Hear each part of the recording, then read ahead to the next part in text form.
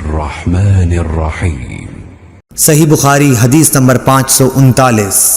بنی تیم اللہ کے غلام مہاجر ابو الحسن نے کہا کہ میں نے زید بن وہب جہنی سے سنا، وہ ابو ذر غفاری رضی اللہ تعالی عنہ سے نقل کرتے تھے کہ انہوں نے کہا کہ ہم ایک سفر میں رسول اللہ صلی اللہ علیہ وسلم کے ساتھ تھے۔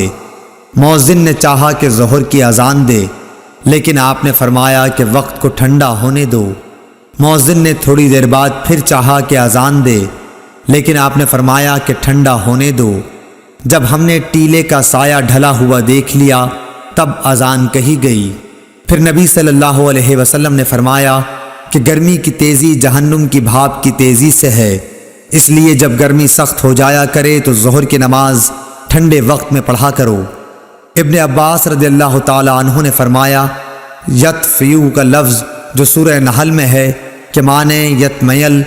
ابن عباس رضی اللہ تعالی عنہ نے فرمایا یطفیو کا لفظ جو سورہ نحل میں ہے کہ معنی تتمیل، جھکنا، مائل ہونا ہے۔